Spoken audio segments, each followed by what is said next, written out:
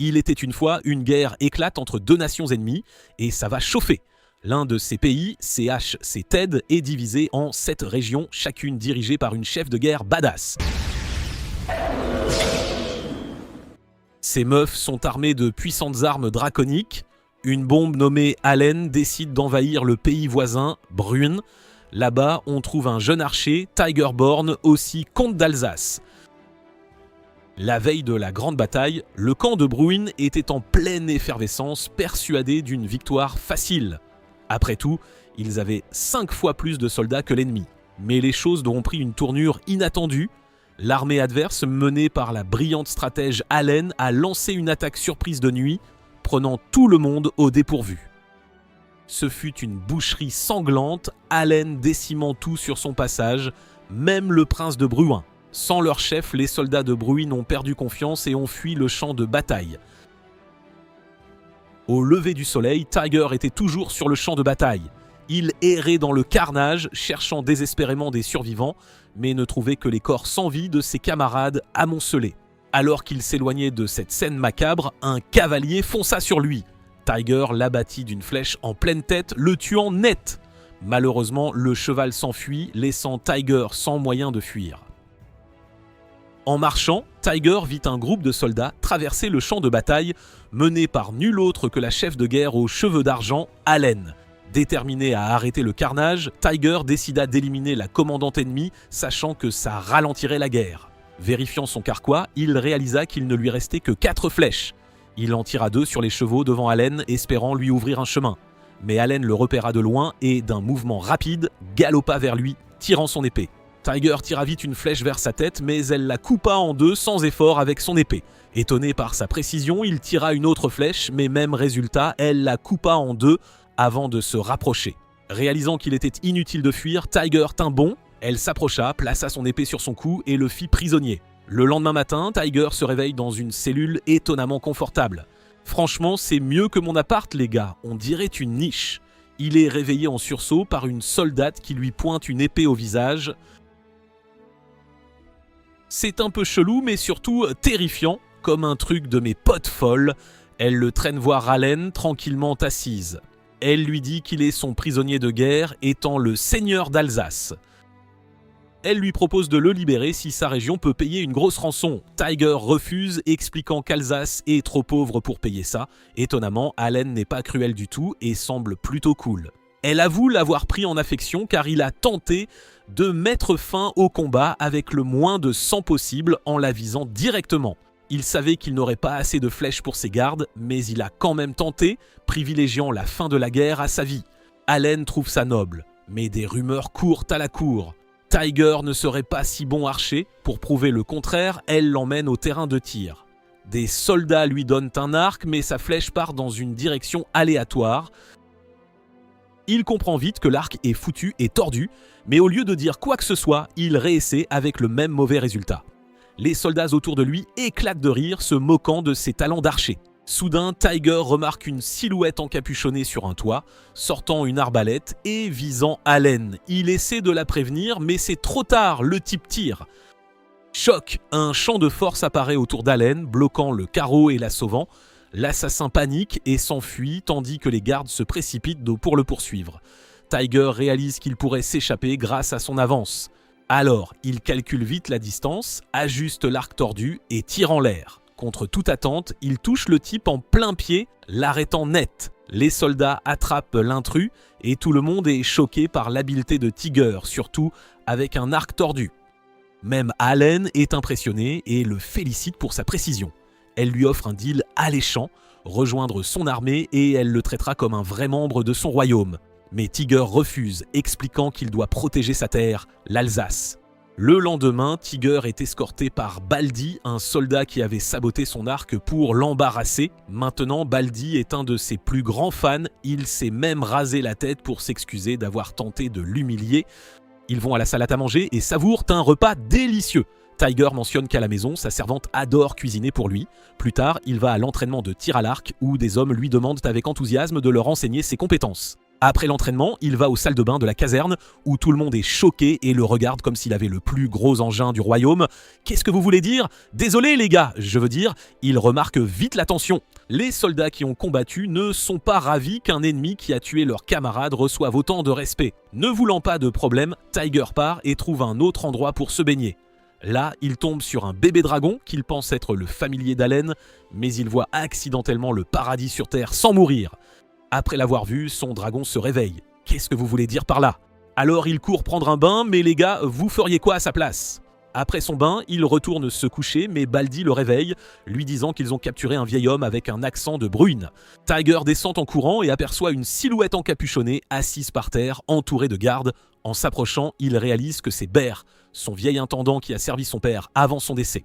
Submergé par l'émotion, il partage des retrouvailles émouvantes. Bear, les larmes aux yeux, dit à Tiger qu'Alsace est attaquée par un seigneur ennemi et qu'ils ont désespérément besoin de lui pour la défense. Sans hésiter, Tiger fonce vers la porte principale, déterminé à partir sur le champ. Mais son chemin était bloqué par Allen, l'épée à la main.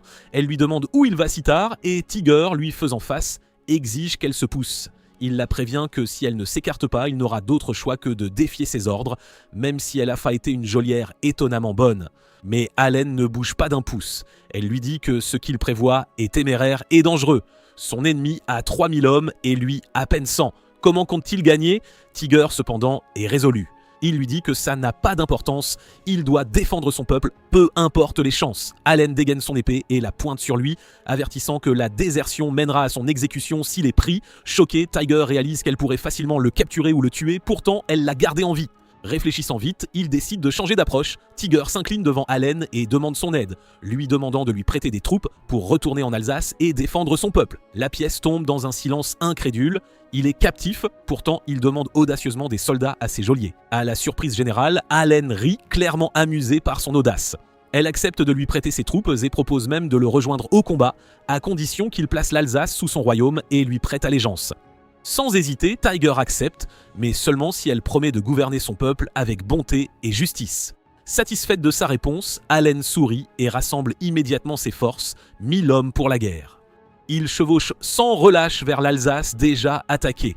Pendant ce temps, Tida, la servante de Tiger, après avoir consulté de vieux soldats, décide de cacher les hommes dans les forêts et d'envoyer femmes et enfants au temple, espérant que ce serait sûr, car cibler un lieu de culte montrait la population contre les envahisseurs. Le commandant ennemi, Zion, est furieux de voir la ville déserte, s'attendant à un combat. Agacé, il ordonne à ses soldats de piller la zone et, poussé par une rancune personnelle, se dirige droit vers la maison de Tiger. À l'intérieur, il met le bazar quand il aperçoit une jeune servante, Tita, sur l'escalier serrant un arc noir. Zion se lance à sa poursuite, brandissant son épée sauvagement, la manquant de peu et déchirant ses vêtements alors qu'elle court pour sa vie. Je crois que ce type veut autre chose de la servante, les gars. Elle sprinte sur le balcon, mais il la coince, la plaque au sol et s'apprête à frapper. Juste au moment où Zion va frapper Tida, Tiger et Allen arrivent juste à temps.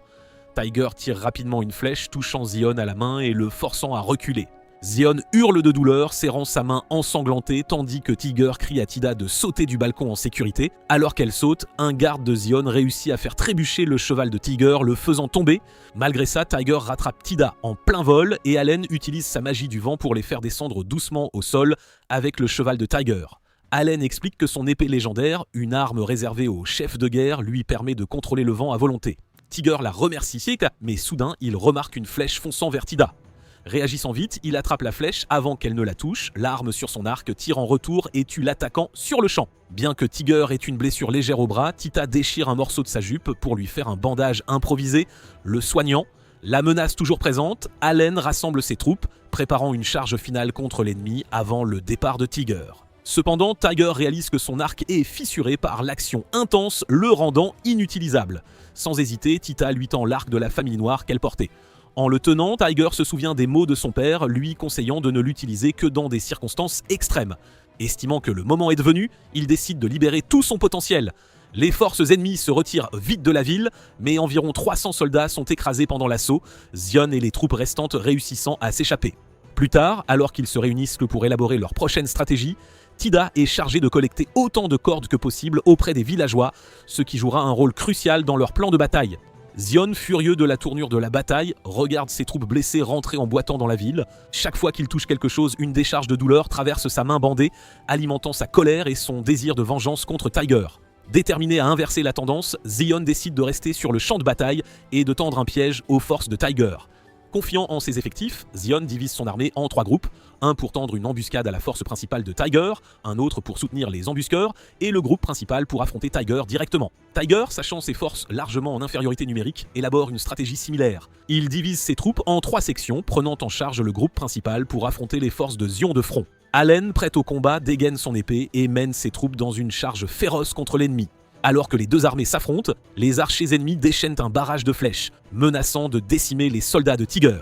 Mais la magie du vent d'Allen dévie les flèches, protégeant ses troupes d'un assaut qui aurait pu être dévastateur. Voyant Allen sous pression, Tiger vise les archers ennemis et en élimine rapidement 3 d'un seul tir.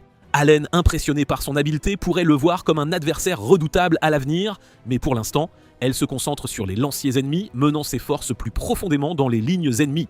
Tiger la soutient, tirant des flèches avec une précision mortelle, tandis que son fidèle intendant Bear s'assure qu'il a un approvisionnement constant en munitions. Alors que les charges de cavalerie s'entrechoquent au centre du champ de bataille, le chaos éclate, Allen continue son assaut incessant, abattant les ennemis avec précision tandis que Tiger couvre ses arrières, assurant leur progression. La bataille est intense, les deux camps se battent de toutes leurs forces, mais Allen et Tiger avancent, submergeant l'ennemi par leur habileté et détermination.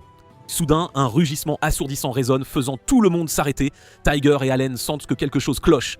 Les troupes ennemies s'écartent, révélant un dragon terrestre colossal, blindé de plaques de fer épaisses, avançant lourdement. La peur saisit les soldats, mais certains, poussés par la gloire, foncent vers la bête, seulement pour être écrasés sans pitié alors que le dragon fonce à travers eux, laissant une traînée de destruction. Tiger tente de frapper le dragon en visant son œil, mais ses flèches sont inutiles contre ses écailles résistantes. Zion, confiant en son avantage numérique, ordonne à ses forces d'encercler les troupes de Tiger des deux côtés. Heureusement, Tiger avait anticipé ce mouvement, il avait posté une partie de son armée sur les flancs et il rompt maintenant l'encerclement, libérant la force principale du piège. Le danger immédiat écarté, Allen s'avance pour affronter le dragon. Elle ordonne à ses soldats de reculer alors qu'elle se prépare à libérer ses pouvoirs magiques. Concentrant son énergie, elle crée un énorme orbe de vent rempli de vents glacials et turbulents.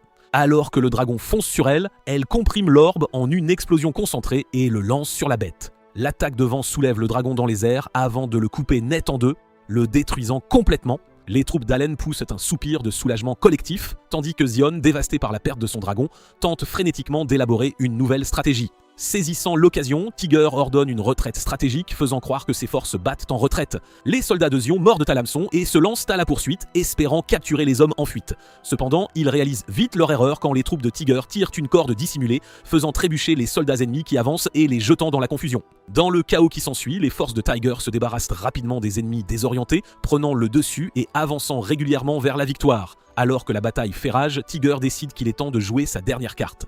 Tandis qu'il élimine habilement les ennemis avec ses flèches, le chaos éclate dans les rangs de Zion quand les éclaireurs signalent une force massive de 2000 soldats approchant par derrière. La panique se répand parmi les hommes de Zion à l'idée d'être complètement encerclés. La confusion saisit Zion, il était certain que les forces combinées de Tiger et Allen ne comptaient qu'environ 1 millier, rendant ce renfort soudain inattendu et terrifiant. À l'insu de Zion, cette armée intimidante est en fait une ruse astucieuse conçue par Tiger. En réalité, c'est un petit groupe de moins de 100 hommes créant habilement l'illusion d'une force bien plus grande en utilisant environ 2000 chevaux de rechange rassemblés des environs. La vue et le son de tant de chevaux donnent l'impression de renforts écrasants, démoralisant avec succès les troupes de Zion. Dans une tentative désespérée de reprendre le contrôle, certains conseillers de Zion suggèrent de déployer leur second dragon pour inverser le cours de la bataille. Cependant, le souvenir d'Allen tranchant sans effort le premier dragon comme du papier laisse Zion hésitant et craintif. Au milieu de la bataille chaotique et de la mauvaise visibilité, Zion est convaincu par un bluff trompeur et panique, croyant que sa sécurité est en jeu. Craignant pour sa vie, il ordonne la retraite pour se protéger aux grandes dames de ses soldats qui soutiennent qu'ils peuvent encore gagner s'ils restent et se battent. Malgré leurs protestations, la peur submerge Zion et il insiste pour fuir le champ de bataille. Les forces de Tiger poursuivent l'ennemi en retraite et affrontent finalement Zion et ses forces principales. Zion accuse Tiger de trahison pour s'être allié à Allen qu'il avait récemment combattu. Tiger, impassible, déclare que Zion paiera pour les dommages causés à sa région. Dans un mouvement audacieux, Zion propose un duel, espérant résoudre le conflit par un défi en combat singulier.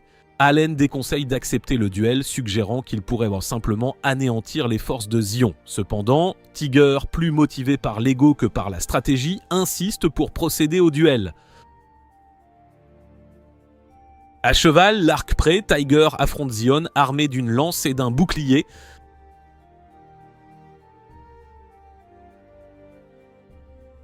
Xion provoque Tiger, affirmant que son arc est inutile contre lui. Imperturbable, Tiger commence à tirer des flèches sur Xion, mais celui-ci les bloque habilement avec son bouclier. Tiger persiste, tirant des flèches au même endroit du bouclier à plusieurs reprises.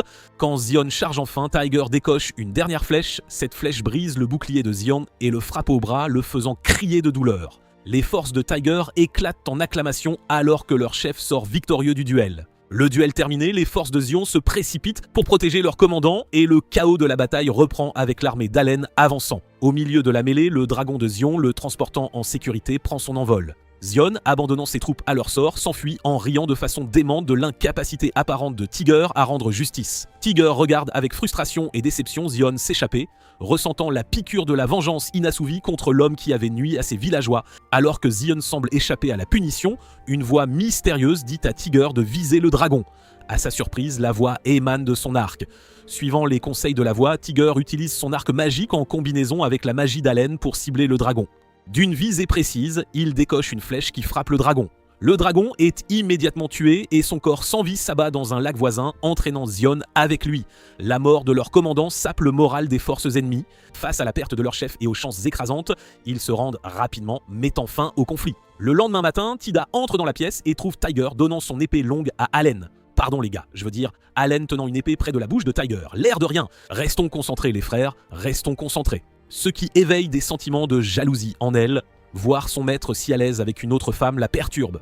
Quand elle apprend que Tiger prévoit de visiter l'Alsace, elle prépare avec enthousiasme un repas et s'habille, ayant l'intention de l'accompagner. Tiger cependant la refuse gentiment, expliquant qu'il n'aura pas le temps pour une sortie relaxante, mais Tita est déterminée et insiste pour l'accompagner, alors ils partent ensemble. Pendant ce temps, Allen reçoit une convocation à Leitmaritz, la capitale de Jetted, où elle doit expliquer au roi son implication non autorisée dans le conflit contre Muizinil. Lim, l'aide de confiance d'Allen, se demande pourquoi Allen fait autant confiance à Tiger. Allen admet qu'au-delà de son intérêt romantique, elle est profondément impressionnée par les capacités innées et le potentiel de Tiger. Lim comprend mais reste sceptique. Faire confiance à un quasi-inconnu, c'est chaud. Au palais, Allen justifie ses actes. Tiger l'a enrôlé pour protéger l'Alsace et la paix.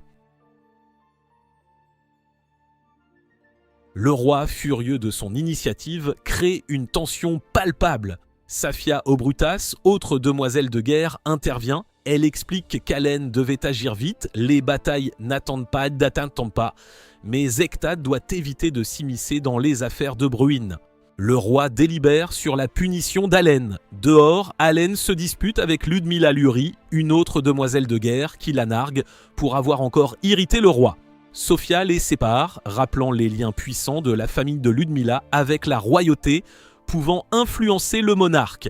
Elle conseille à Allen la prudence. Son alliance avec Tiger attirera plus d'ennemis qu'elle ne peut gérer. À Bruin, la situation est calme, les forces de Lernardier et Ganlon s'étant retirées, laissant l'Alsace intacte, mais cette paix est fragile. Lernardier, fou de rage après la défaite de son fils Xion, prépare sa vengeance. Il ordonne à son sorcier de préparer de nouveaux dragons en 1 mois pour un assaut massif contre Tiger. Lernardier prévoit aussi d'engager des assassins pour éliminer Tiger et une autre demoiselle de guerre pour vaincre Aline. Arrivé en Alsace, Tiger s'assure de la sécurité des habitants avant de se reposer. Pendant sa sieste, il rêve de son enfance et de son père. À son réveil, il voit Tita endormie. Il la réveille doucement, elle est gênée et s'excuse d'avoir somnolé. Plus tard, il rencontre le comte Méchez, surpris de trouver Lim déjà là. Tiger explique son alliance avec Allen et ses plans contre le duc Lernardier. Méchez demande s'il s'alliera à Ganlon, mais Tiger refuse fermement les 2 ducs. Avec Méchez comme soutien, parti à la capitale de Bruin défendre sa cause auprès du roi, Tiger rallie les comtés voisins. Les nobles locaux lui jurent fidélité, assurant qu'il deviendra une 3e force majeure à Bruin. Plus tard, Tiger, Aline et Lim planifient dans la suite. Aline a la permission de son roi pour l'Alsace, mais à condition qu'elle soit cédée à ZHC Ted, la retirant de Brouin. Elle explique que le roi Victor de ZHC Ted garde ses options ouvertes pour son royaume. Sa principale inquiétude, les autres demoiselles de guerre qui pourraient au fait se retourner contre elle à tout moment. Ludmilla, stricte sur les règles, est une menace. Comme invoquée, elle apparaît, interrompant leur discussion. Elle se présente à Tiger comme la demoiselle de guerre de l'épée purificatrice et demande une audience privée. Le groupe déplace sa réunion à Roderick. En chemin, ils réalisent qu'ils sont tombés dans un piège. Sans prévenir, ils sont attaqués par Serrage, des assassins d'élite engagés par le duc Lernardier. Le premier assassin tire une fléchette sur Tiger qui l'évite et le cloue à un arbre avec sa flèche. Lim abat le suivant mais est mordu par un serpent venimeux et s'effondre. Allen tue la vipère, Tiger aspire le venin pour ralentir ses effets. D'autres assassins approchent, Ludmilla utilise sa lance magique Lavias pour les geler et les éliminer avec sa magie de glace. Ils emmènent Lim en urgence à Roderick. Une fois rétabli, le groupe explore le marché, ils trouvent de la street food délicieuse, mais Ludmilla, voulant garder sa dignité, refuse de manger malgré sa faim. Tiger la convainc de goûter, ce qui rend Aline jalouse et provoque une dispute. Ludmilla commente que Tiger est bien, mais trop soumis à Aline, ce qui pourrait nuire à ses chances avec d'autres femmes. La dispute se termine, Ludmilla retourne à Almotz. Allen suspecte Ludmilla de mobiliser ses forces vers Leitmaritz pour limiter ses mouvements et soutenir Lernardier. Ludmilla ne veut pas de conflit avec Tiger, mais doit maintenir l'alliance avec Lernardier pour Almo. Le soupçon d'Allen est confirmé. Elle et Tiger rassemblent leurs alliés pour discuter de la suite.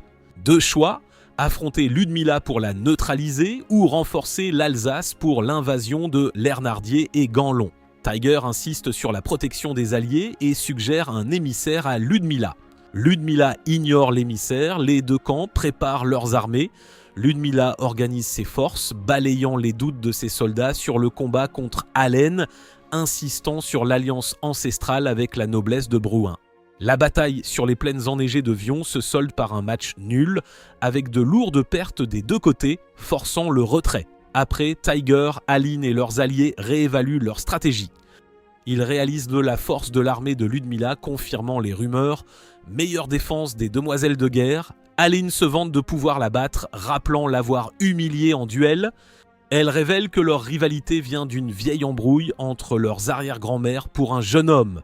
Ludmilla a retiré ses forces vers l'impénétrable forteresse de Tatra, forçant l'armée d'Allen à un long siège. La seule route vers la forteresse est lourdement défendue, rendant l'avancée difficile. Ludmilla a fortifié les portes avec sa glace, le siège s'éternise sans progrès, les soldats souffrent des conditions difficiles. Désespéré, Allen veut lancer une attaque solo audacieuse. Lim et Tiger s'y opposent.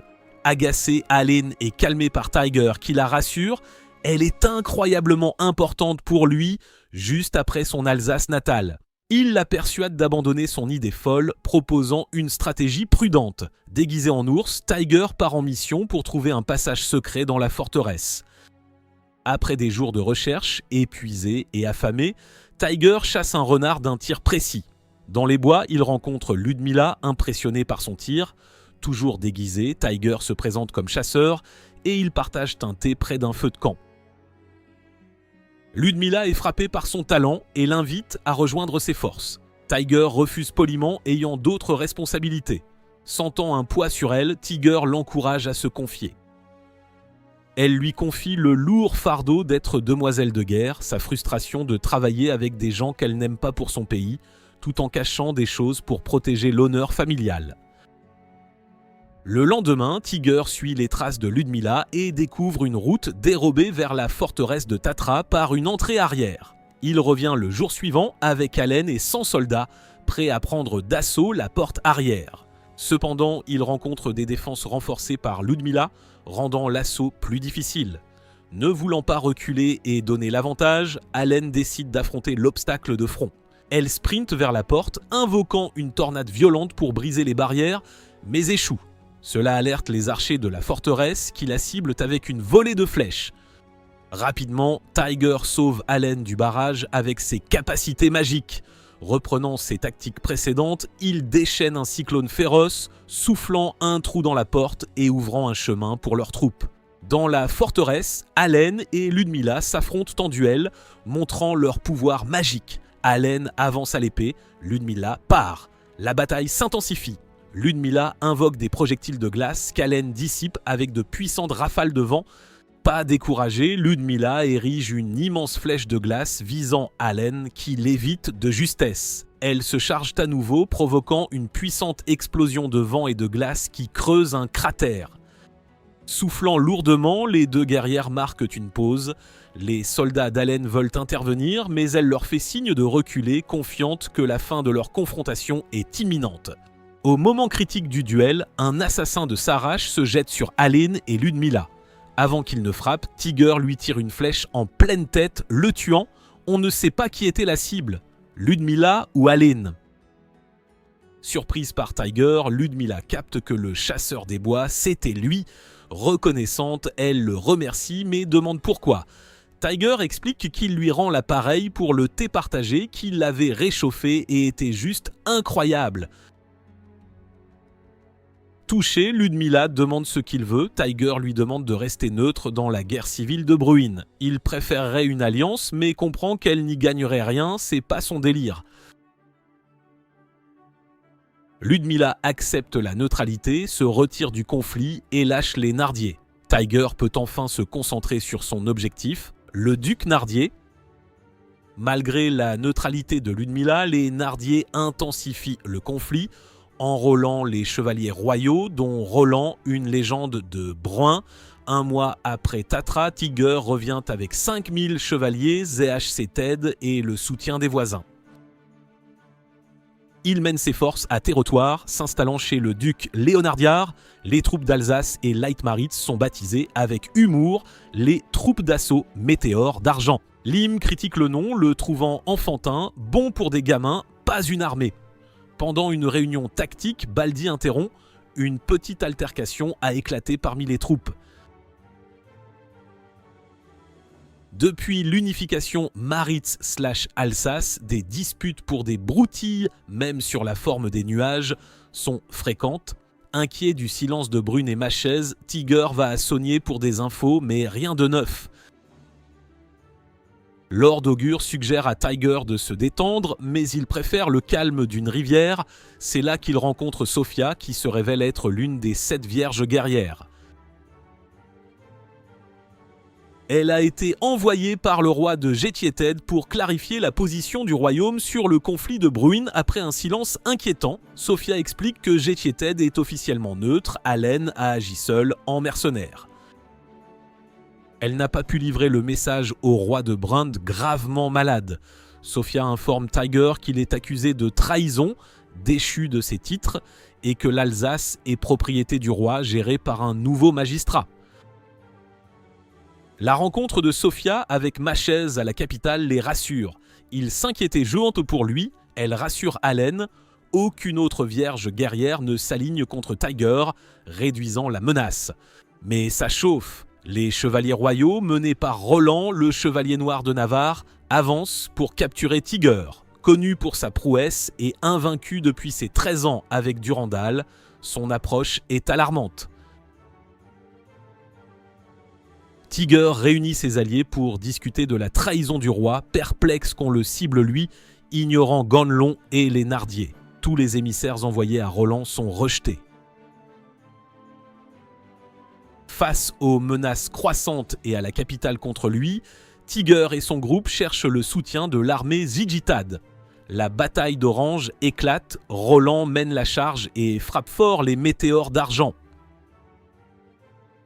Allen tente de l'affronter mais se fait vite désarçonner, voyant leur chef en danger, des soldats accourent, mais Roland les fauche de son épée avant qu'Allen ne puisse les rappeler.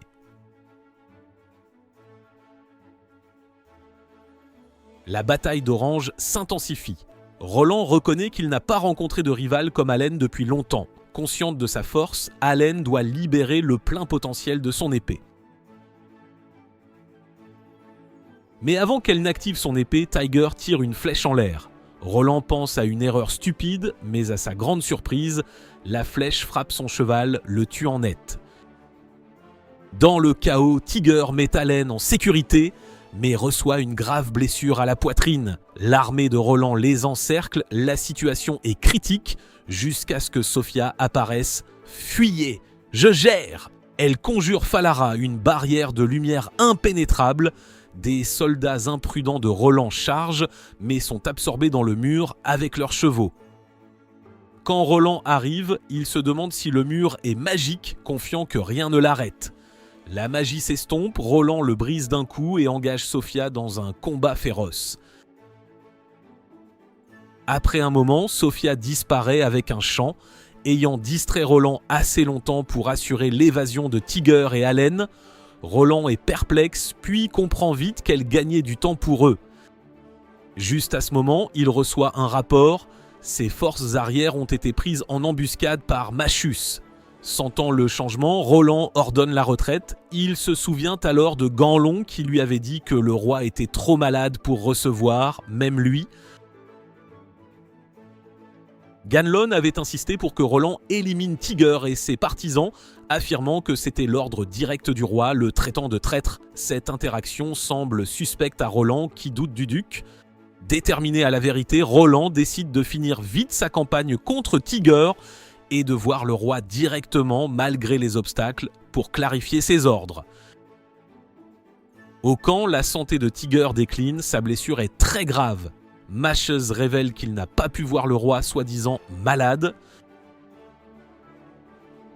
Après être entré secrètement au palais, Machus a découvert qu'il était contrôlé par Ganlon et Nardier. Badwin lui a montré l'état désastreux du roi lors d'une réunion privée.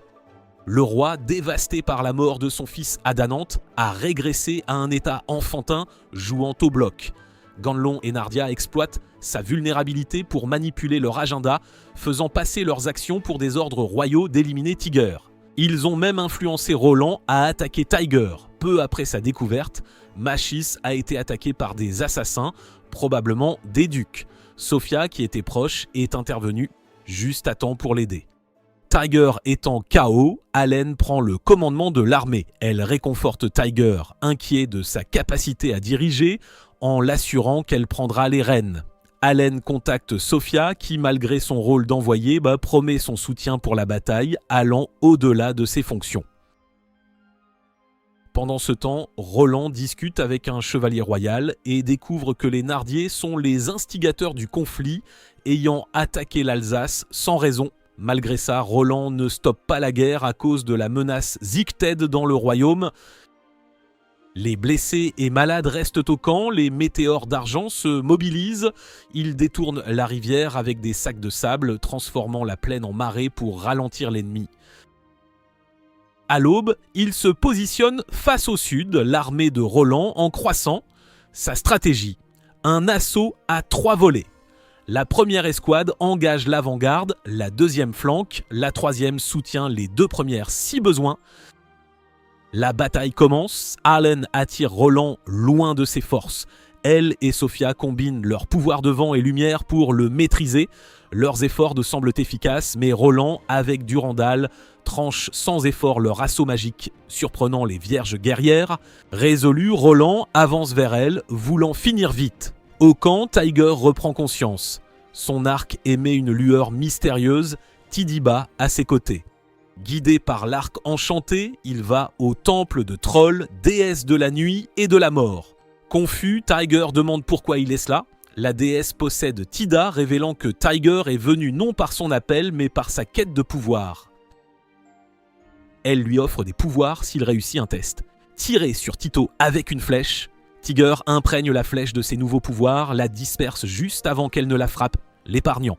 Impressionné, Troll lui accorde les pouvoirs.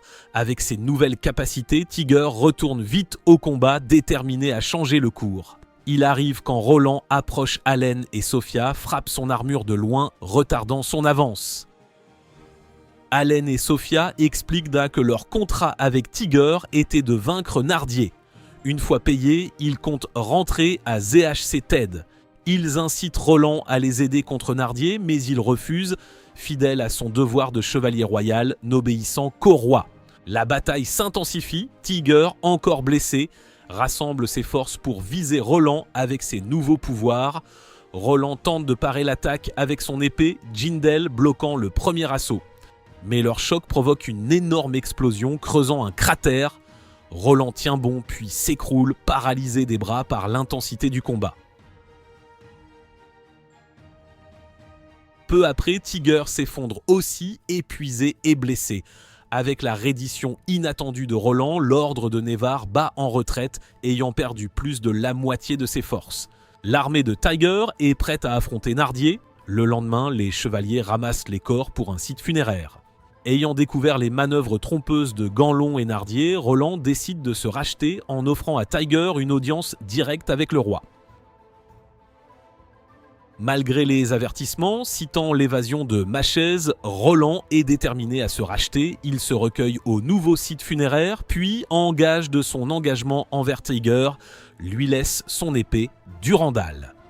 Confiant et résolu, Roland part pour la capitale, décidé à corriger les injustices. Arrivé au palais impérial, il tombe dans un piège tendu par le duc Ganlon. Isolé, Ganlon le nargue d'avoir osé venir après sa défaite contre Tiger. Dans un acte cruel, Ganlon lâche un essaim d'abeilles mortelles, condamnant Roland à une mort horrible. Malgré tout, Roland meurt dignement, debout jusqu'à son dernier souffle, preuve de son courage inébranlable. Pendant ce temps, Halen reçoit un appel urgent pour aider la guerrière Alexandra Sacha Alsan à Legnica. Sacha, la souveraine de Rinitz, est alitée, gravement malade et fait face à l'attaque d'une autre guerrière. Halen se sent obligé de l'aider, lié par un serment de soutien mutuel en cas de crise. Lors d'une visite, Olen a trouvé Sacha dans un état lamentable, plus un cadavre vivant qu'une chef. Pourtant, son Dragongear la reconnaît toujours, la forçant à remplir son rôle malgré son état. Halen se prépare donc à soutenir, voire combattre pour Sacha. Au même moment, Sophia rentre chez elle et Tiger la remercie de son soutien. Rurik le rejoint, s'agenouille pour lui jurer fidélité. L'ambiance se gâte avec la nouvelle de l'exécution de Roland, créant des tensions dans la capitale. L'exécution, menée par Ganlon sans consulter Nardier, inquiète des menaces potentielles de l'Ouest, désormais sans protection. Ganlon, impassible, informe Nardier que l'armée de Muin avance par terre et mer vers la frontière sud pour asservir leur peuple. Muin, connu pour son commerce d'esclaves agressif, représente une menace sérieuse, ses soldats attaquant Brune et prenant des captifs. Face à la crise, Nardier divise ses forces. 7000 soldats au sud pour contrer Muin et 13 000 dans la capitale, sous couvert de protection, mais surtout pour surveiller Gaëlan, qui rassemble des troupes au nord. La nuit tombant, Tiger veille tard pour élaborer des stratégies. Tid, sa fidèle servante, lui sert un repas et l'exhorte à ne pas trop forcer. Elle accepte de rester avec Bertrand à condition que Tiger revienne sain et sauf. Plus tard, Baldi demande à Tiger leur chance de victoire. Au lieu d'une réponse de héros confiant, Tiger révèle sobrement qu'ils sont 20 contre 1. Il consulte Machis et d'autres, demandant conseil et un service crucial pour les batailles à venir. En mission de reconnaissance avec Rurik et des volontaires, Tiger voit le traitement cruel des captifs. Ému par leur sort, il décide de prioriser leur sauvetage. Il hésite à utiliser son arc noir mystique, incertain de maîtriser ses pouvoirs. Pendant l'opération, Tiger sauve une captive qui fuit des soldats nualiens. Il réconforte la femme effrayée, la rassurant et se présentant comme un Brunien pour apaiser ses craintes. Ensuite, Tiger rencontre le chevalier royal Gérald, qui utilise son expertise en stratégie et logistique pour élaborer un plan de sauvetage des Brunians. Gérald calcule qu'il manque de fournitures et d'hommes. Les Mualians pouvant utiliser les captifs comme boucliers humains, un assaut direct serait désastreux. Tiger trouve une solution stratégique. Il envoie 200 cavaliers provoquer l'ennemi sur un flanc. Cela force le général Mualian à réagir en envoyant 3000 archers et lanciers. La petite force de Tiger les attire dans un passage étroit et sans issue, choisi stratégiquement où la force principale de Tiger, 2000 soldats, attend en embuscade. Pris au dépourvu et incapables de manœuvrer, les soldats Mualian de première ligne tentent de battre en retraite en voyant l'armée de Tiger, mais c'est trop tard. Les forces de Tiger défont rapidement les 3000 troupes Mualian. Après la bataille, l'armée de Tiger récupère les munitions ennemies pour approvisionner les troupes de la tempête de Météore d'Argent, qui prépare d'autres la phase suivante. Tiger orchestre de nombreuses petites escarmouches pour affaiblir progressivement l'armée Moualian. Après plusieurs embuscades réussies, les effectifs ennemis passent de 20 000 à 18 000. En représailles à ces tactiques de guérilla, le général Kasham exécute sans pitié des civils Brunt, intensifiant le conflit. Il envoie 3000 soldats en avant de l'armée principale, pensant que Tiger n'oserait pas affronter de telles chances. Contre toute attente, Tiger mène une petite force de 600 soldats pour affronter l'armée muraliane de front. Kashum se moque des Brugnans d'avoir choisi un archer comme chef, sous-estimant le rôle des archers. Tiger rétorque que les Moualians méritent d'être punis pour leurs atrocités contre les civils. Alors que Kashum ordonne à ses archers de viser Tiger, des cris de guerre éclatent des falaises, signalant le soutien d'un grand contingent de troupes Zish-mortes. Sous-estimant encore Tiger, Kashum est surpris de voir les forces Zish-mortes chargées. Dans le chaos, Tiger tire une flèche qui frappe mortellement Kisham à la tête. La mort du général déclenche une retraite désorganisée des forces mi-valiants que Tiger et son armée poursuivent agressivement. Après la bataille, Tiger libère les citoyens bruins esclavagisés par les envahisseurs. Beaucoup pleurent leurs proches et expriment du ressentiment envers Tiger pour ne pas être intervenu plus tôt. Une jeune fille le remercie d'avoir vengé la mort de son père et assuré sa liberté. Malgré les faibles pertes des troupes de la tempête de Météore d'Argent, elles manquent cruellement de fournitures et ont besoin de récupérer. L'armée Moualiane a perdu plus d'un quart de ses forces, mais des prisonniers révèlent que 40 000 troupes supplémentaires sont en route, certaines arrivant déjà en petits groupes. Tiger mène une unité de cavalerie pour affronter la première vague d'envahisseurs, tentant d'utiliser le vent pour ses flèches, mais cela ne suffit pas à stopper leur avance. Alors que la situation semble désespérée, Tiger est choqué de voir une armée apparaître sur les collines, craignant des renforts ennemis. C'est Ludmilla arrivant avec des forces Zish-mortes supplémentaires en pleine forme. Pendant ce temps, Allen et Lim atteignent Lenica pour aider la guerrière Alexandra Sacha Alcine, qui est en mauvaise santé et lasse de ses responsabilités. Malgré sa fragilité, elle est liée à son rôle tant que ses épées jumelles draconiques la reconnaissent. Sacha informe Allen que la guerrière Elisabeth Elisa F attaque son territoire en représailles à un incident passé impliquant des pirates, que Lisa prétend avoir été aggravé par les forces de Sacha. Son soutien indéfectible pour protéger Legnica. Elle partage aussi les exploits de Tiger avec Sacha, suggérant qu'elle pourrait le trouver admirable et espérant que Sacha aura l'occasion de le rencontrer un jour. Au milieu du conflit, le commandant de l'armée Mouen, intrigué par les rumeurs d'une guerrière liée à Tiger, envisage une alliance avec elle pour aider Tiger contre Nardier. Il décide que sa beauté, selon les rumeurs, serait un facteur décisif. Une belle alliée inspirerait la coopération, une moins belle, pas autant. Au camp de base des troupes de la tempête de Météore d'Argent, Tiger rencontre Mila pour discuter d'une alliance. La désespérance de Tiger pousse Mila à passer de potentiel allié à mentor, lui apprenant à négocier avec l'assurance d'un guerrier aguerri. Finalement, Mila accepte de prêter ses 4000 troupes en échange d'une faveur de Tiger. Ils élaborent ensuite une stratégie pour affronter l'armée d'invasion menée par le commandant Balamir, aussi connu sous le nom de Barbaros. Barbaros est un adversaire redoutable, réputé pour sa prouesse tactique et ses victoires en infériorité numérique.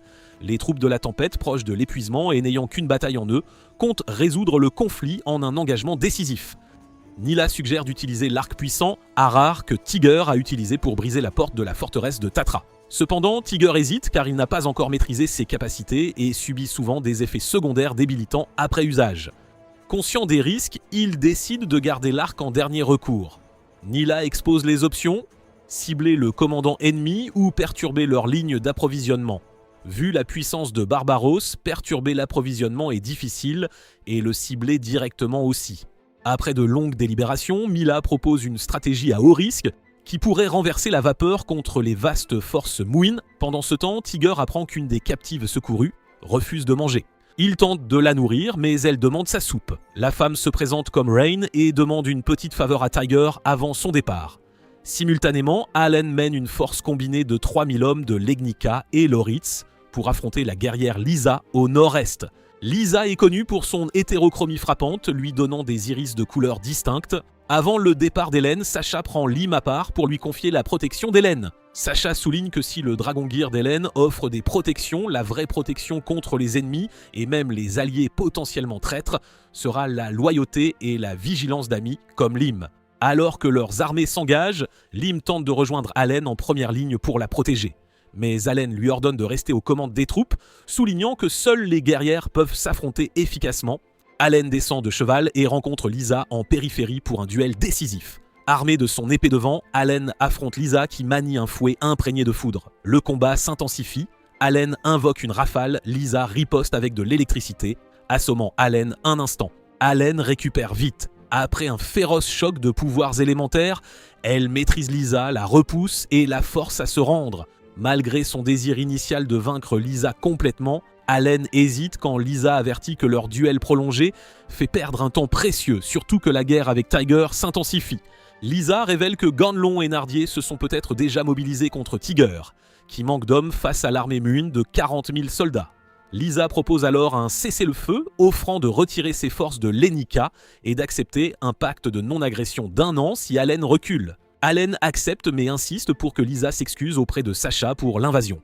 Une fois le pacte conclu, Allen réorganise rapidement ses forces pour marcher vers Leitmaritz. Pendant ce temps, un émissaire de Mila délivre un message sévère à Barbaros, le dénonçant comme un envahisseur injuste et exigeant son retrait du territoire Brignan.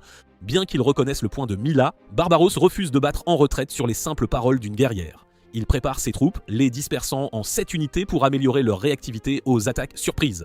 Alors que la scène passe à la bataille imminente entre les forces de Tiger et Barbaros, l'armée de Tiger prend position alors que la neige commence à tomber, signalant le début de la bataille d'Oria. Les éclaireurs Muin rapportent les préparatifs défensifs de Tiger, notant les positions fortifiées sur les collines et la présence de multiples bannières, indiquant une coalition d'armées. Malgré les assauts, les forces Muin peinent à faire des dégâts, les archers de Tiger ne faisant aucune victime. Les éclaireurs, n'observant que quelques lances, concluent à tort qu'ils font face à un adversaire numériquement inférieur. Les troupes de la tempête de météores d'argent de Tiger prennent des positions stratégiques sur l'une des collines les plus basses d'Oria, la transformant en forteresse improvisée. Cette position leur permet de tenir une ligne solide. Les forces moalianes évaluent à tort l'une des collines comme dépourvue d'ennemis à cause de la neige. Barbaros positionne avec confiance 4 de ses 7 divisions à la base pour assiéger. Il envoie les 3 divisions restantes au-delà des 2 collines pour capturer ce qu'il croit être des réfugiés en fuite pour les utiliser comme otages. Mais ce groupe s'avère être un leurre et ils sont pris en embuscade par les Stormtroopers restants et l'armée de Mila surgissant de la 2e colline qui semblait inoccupée. Les archers de Barbaros lâchent une volée de flèches sur les assaillants, mais Mila convoque rapidement une barrière magique qui transforme les flèches en éclats de glace, neutralisant la menace. Cette manœuvre offre une ouverture à Tiger, lui permettant d'abattre plusieurs soldats ennemis avec ses flèches. Quand la nouvelle de l'embuscade atteint Barbaros, il reste calme, ayant anticipé de fortes tactiques de Mila vu sa réputation. Pourtant, il ignore que les prétendus réfugiés sont en fait 2000 soldats déguisés menés par Rurik qui lancent une attaque surprise dévastatrice sur la 5e division Moalian. Les vrais réfugiés avaient accepté le plan de Tiger après de longues persuasions, vu leurs conditions difficiles et la promesse de sécurité. Cette feinte permet aux forces de Tiger d'encercler et de vaincre rapidement la 5e division. Revigorés par leur succès, Tiger et Mila visent ensuite les 6e et 7e divisions. En réponse, Barbaros appelle la 4e division en renfort tout en maintenant le siège avec ses autres unités. Malgré les renforts, Tiger et Mila se retrouvent acculés par les forces combinées des 6e et 4e divisions, les troupes de la tempête de météores d'argent commençant à fléchir d'épuisement. Alors qu'ils luttent contre des chances écrasantes, Barbaros se prépare avec confiance à une confrontation directe s'appuyant sur ses formations à l'épreuve des flèches. Pris dans une situation désespérée et à court de flèches, Tiger exhorte Mila à battre en retraite pour sa sécurité. Cependant, Mila rejette fermement l'idée, lui rappelant son statut et sa détermination de guerrière. Sa détermination ravive leur esprit et ensemble, ils se rallient pour continuer le combat de toutes leurs forces. Une autre armée charge et juste quand sa santé le roussit pour Tiger, de nouvelles troupes arrivent du nord pour rejoindre le combat contre l'armée Mouen. Après l'appel à l'aide de Mèche, des chevaliers arrivent en renfort pour Tiger. Émile amène 500 chevaliers de l'ordre de Prêche-Chi-E, en ajoute 1500 de l'ordre de Lutus, et Auguste arrive avec 2000 de l'ordre de Calvados. Tandis qu'Émile et Chi se jettent là dans la bataille, Auguste dit à Tiger qu'il a reçu une lettre de Roland et Olivier lui demandant de faire équipe. Il s'excuse de ne pas l'avoir aidé plus tôt, mais son rôle de chevalier royal le tenait occupé, même s'il était dans l'armée d'Alsa. L'arrivée de ces chevaliers donne un répit à Tiger et Mila. Ils se réapprovisionnent en flèches et se préparent à continuer le combat. Même avec 5000 renforts pour Tiger, Barbaros refuse arrogamment de battre en retraite. Au lieu de ça, il envoie sa 4e division pour affaiblir encore plus l'armée principale de Tiger. Mais alors, 3000 autres chevaliers arrivent du nord-ouest, portant les renforts totaux de Tiger à 8000. Voyant cela, Barbaros décide de se retirer et d'envoyer des troupes au sud de Bruin pour se concentrer sur la conquête de cette zone. À ce stade, environ 30% de ses hommes ont été tués. Pour couronner le tout, il apprend que ses forces navales ont été anéanties, leurs navires ayant coulé. Ils ont aussi été vaincus par l'armée du duc d'Arnard. Il ne reste plus à Barbaros que 30 000 hommes. Ces revers forcent Barbaros à se retirer complètement de Brune et à envoyer un émissaire au camp de base de la tempête de météores d'argent pour les féliciter de leur victoire. Il donne aussi à Tiger un titre honorifique, Silverash, signifiant celui qui tire des météores. Après les formalités, Mila et Tiger tentent donc de comprendre les vrais motifs de Barbaros, mais Tiger a bien profité de la nuit avec Mila. Le lendemain matin, Aline arrive au camp et trouve Tiger et Mila dormant côte à côte. Cela met Aline en colère et provoque une nouvelle dispute entre elle et Mila à propos de Tiger.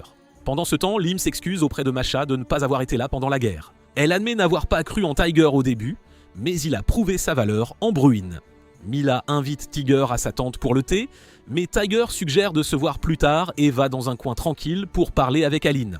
Il s'excuse pour les pertes subies par ses soldats pendant ces batailles. Aline le rassure en lui tenant la main alors qu'ils sont allongés dans l'herbe et Tiger promet de ne jamais oublier ceux qui sont morts pour lui. Après avoir vaincu Moon et voyagé 4 jours, Tiger et son armée campent. La nouvelle alliance de Pia avec l'ordre de Pia renforce leur position.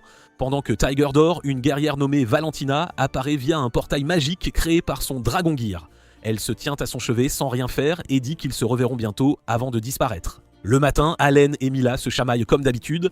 Mila dit à Allen qu'elle aurait dû rester à CCHDTED, mais Allen s'inquiétait pour ses hommes et est venu à Pelle. Allen traite Mila de nostalgique, puis est convoqué pour une réunion avec Masha et Lim concernant le défunt prince de Brune. Ils ont entendu dire que quelqu'un dans le camp ressemble au prince. Pendant la réunion, Bertrand interrompt, disant qu'une jeune fille nommée Reine veut voir Tiger.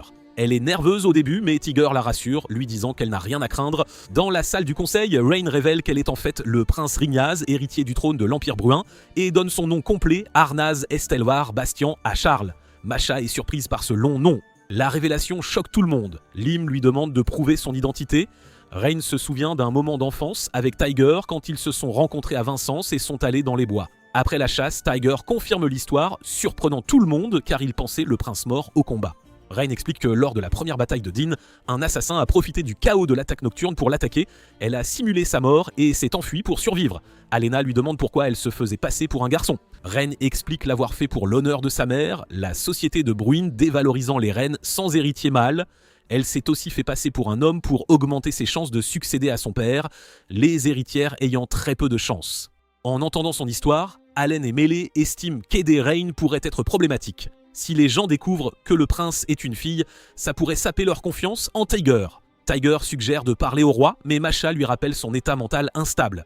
Quand Tiger demande pourquoi Rain lui fait assez confiance pour révéler son secret, Rain explique qu'il est digne de confiance malgré les fausses accusations de trahison. À la surprise générale, Rain révèle avoir testé Tiger en lui demandant de la baigner. Parce qu'il était respectueux et discipliné, elle lui a fait confiance. Tiger accepte de l'aider si elle prouve sa lignée. Rain dit qu'il y a une porte secrète vers un sanctuaire à Arium, territoire du duc Galant, que seuls les royaux savent ouvrir. Puisque le premier ministre Badwin le sait, ça servira de preuve de sa généalogie. Tiger décide d'aller à Arium.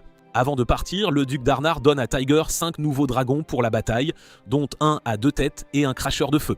2 de ces dragons sont enchaînés avec des pouvoirs spéciaux pour vaincre facilement même de puissants adversaires comme les guerrières. Pendant ce temps, Ganon complote, anticipant que Tiger tentera de prouver la lignée de Rain.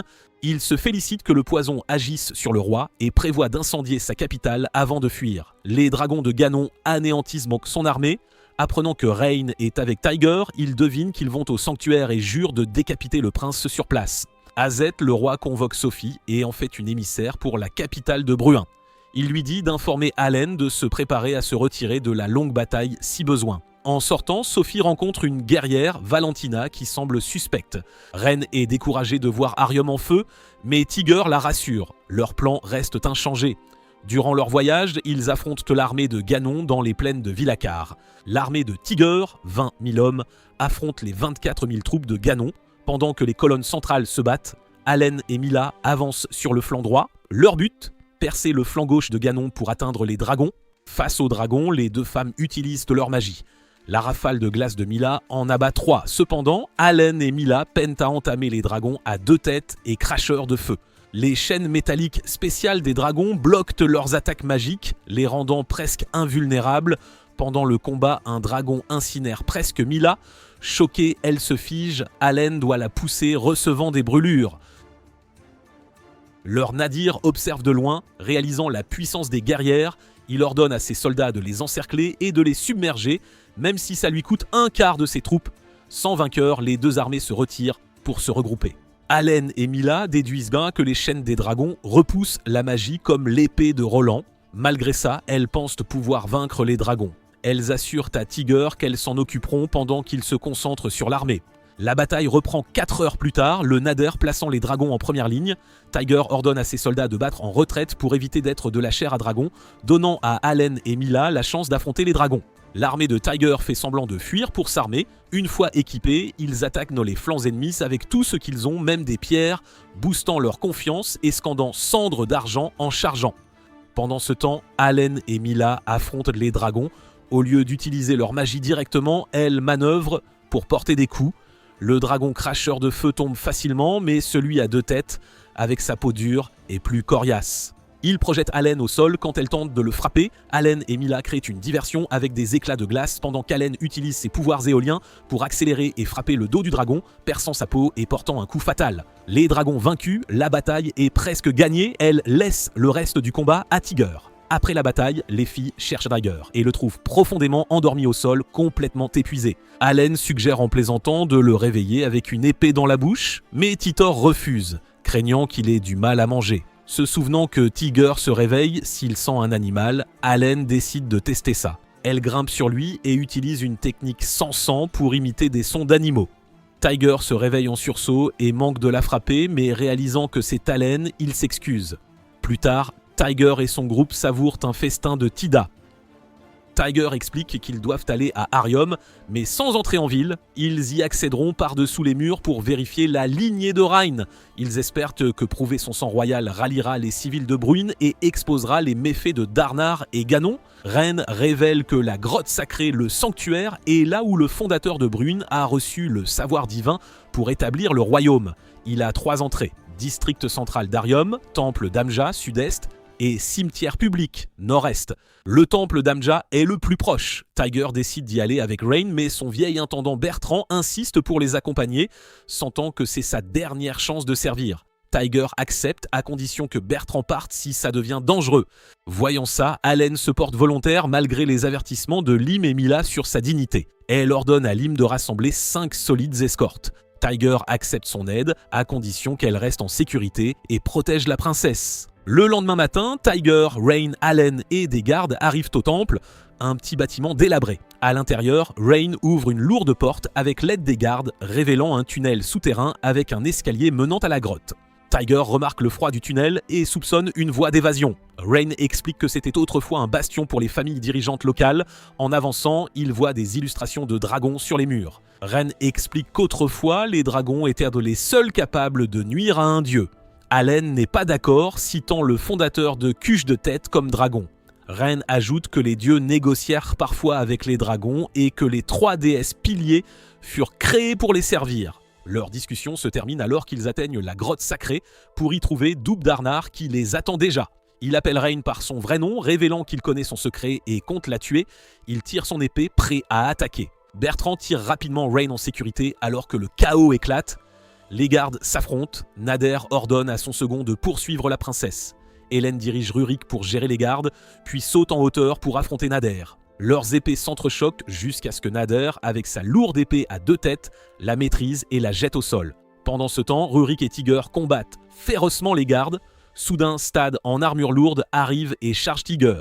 Les attaques de Stad ne portent pas. Même quand Tiger lui tire une flèche, Stad la dévie sans effort. Stad admire l'adresse au tir de Tiger, reconnaissant la difficulté de le toucher dans ces circonstances. Stad dit alors aux gardes de dégager la zone, affirmant que son unique intention est d'éliminer Tiger et la princesse Rain. De retour au combat, Nader est impressionné par la prouesse d'Allen malgré sa jeunesse. Allen réplique par une provocation, suggérant que Nader devrait avoir honte de la défier. Leur duel semble dans une impasse jusqu'à ce que la caverne s'effondre. Nader ordonne la retraite, mais Stad continue d'avancer imperturbable. Tiger ordonne à Rurik de protéger Bertrand et Rain, puis s'éloigne. La grotte tremblant, Tiger a du mal à cibler Stad qui attaque sans relâche, faisant tomber Tiger. Allen tente de revenir aider, mais était bloqué par les débris. Tiger aurait été fini sans le sacrifice héroïque de Bertrand. Stad est enseveli sous les décombres et Tiger perd connaissance. Quand Tiger reprend ses esprits, il trouve Stad mort. Par respect, Tiger couvre le visage de Stad. Il cherche Bertrand et le découvre gravement blessé, perdant du sang. Bertrand, soulagé que Tiger soit indemne, le remercie pour sa bravoure. Il se souvient de leur passé et admet avoir douté de la capacité de Tiger à diriger l'Alsace si jeune. Bertrand est content de laisser l'Alsace aux soins de Tiger et l'exhorte à prendre soin de Tida. Tiger lui tenant la main, Bertrand s'éteint paisiblement. Allen et son équipe se précipitent vers la grotte sacrée après avoir vu une explosion de loin. Quand ils arrivent, ils trouvent Tiger étendu au sol, battu et faible. Allen se précipite à ses côtés, le réprimandant de lui causer tant de détresse. Sa peine s'intensifie quand elle découvre le corps sans vie de Bertrand. Elle demande rapidement des cordes pour les aider à s'échapper. Après coup, le groupe réfléchit aux nombreux sacrifices de Bertrand pour Tiger, qui le voyait comme un père. Bertrand avait mis sa vie en jeu à plusieurs reprises, culminant avec son dernier acte d'héroïsme. Tiger, dévasté par la mort de son mentor, se souvient avoir utilisé la pleine puissance de son arc pour percer le plafond de la grotte, réalisant qu'il avait enfin maîtrisé son arme. Mais cette réussite est éclipsée par sa peine pour Bertrand. Au camp, Tita observe le matin de Tiger, le cœur lourd. Allen entre dans sa tente pour parler, lui offrant des options pratiques pour avancer. Malgré son état émotionnel, elle l'encourage à ne pas se précipiter dans ses décisions. Elle propose que Tiger négocie avec leurs ennemis. Tiger est sceptique, mais Allen le rassure, partageant son histoire d'ancienne mercenaire qui a dû compter sur sa fierté et sa confiance en soi après de nombreuses pertes. Tiger réconforte Tida, s'excusant pour le stress causé et promettant de retourner en Alsace après la guerre pour honorer Bertrand. Tida trouve du réconfort dans les promesses de Tiger. Allen révèle alors une vision stratégique au-delà de leur lutte. Elle veut établir une route commerciale reliant l'Alsace à son royaume, les Émirats, via les monts Vosa. Cette route offrirait une bouée économique à l'Alsace et renforcerait les liens. Allen est confiante que le leadership de Tiger sera crucial pour concrétiser ce plan et assurer la paix. Le lendemain, Badwin arrive avec des nouvelles. Le roi s'est remis et le duc Nardier a été démasqué pour l'avoir empoisonné. Badwin demande à Tiger ses plans pour Bruin après le conflit. Tiger explique que son objectif principal est d'assurer la sécurité de l'Alsace avant de reprendre son rôle de prisonnier Zin. Si l'Alsace ne peut être garantie en sécurité à Bruin, il pourrait envisager de la fusionner avec ZHCTET. Badwin, convaincu, leur permet d'aller à la capitale, notant que l'état du roi s'aggrave et qu'il ne survivra pas longtemps. Alors qu'ils se dirigent vers la capitale, Nardier leur tend une embuscade dans les terres de sauvages de Mirville. Son armée est désorganisée et maladroite sans le leadership de Stad, et l'absence de leur nadir les laisse sans direction. Pendant la bataille, Rain confie à Masha ses inquiétudes quant à assumer le commandement suprême avec le leadership avéré de Tiger. Masha la rassure, cette bataille est cruciale pour sa légitimité en tant que souveraine de la capitale. Tiger confronte le Nardier, exigeant de connaître ses motivations pour attaquer l'Alsace. Le Nardier admet que ses actions étaient motivées par des rancunes personnelles contre Seth, visant à empêcher leur ingérence dans les affaires de Bruin. Il confesse avoir voulu détruire la terre, mais a échoué. Enragé, Tiger tente d'utiliser les pouvoirs ultimes de son arc pour tuer le Nardier, mais Allen l'arrête, lui conseillant de surmonter sa colère et de compter sur ses compétences plutôt que sur la magie. Écoutant son conseil, Tiger se calme et prépare une seule flèche, jetant les autres. Le Nardier, surpris, se demande comment il compte réussir avec un seul tir. Alors qu'il charge, Tiger invoque la déesse du vent et des tempêtes, et d'une seule flèche frappe le Nardier au front, le tuant sur le coup. Les guerrières sont impressionnées par la prouesse de Tiger, notant qu'il s'est fié uniquement à son habileté plutôt qu'à la magie. Après leur victoire, Tiger, la princesse Rain, Allen, Melly et les troupes de Silver Meteor Storm reçoivent une grande réception à la capitale. Tiger se sent mal à l'aise en tenue de cérémonie à côté de Rain, tandis que Tida, assise en face, montre sa jalousie. Quand il rencontre le roi, Sophie est aussi présente. Le roi s'excuse auprès de Rain pour ses échecs et remercie Tiger pour ses sacrifices, lui offrant la récompense qu'il veut. Le roi meurt paisiblement peu après.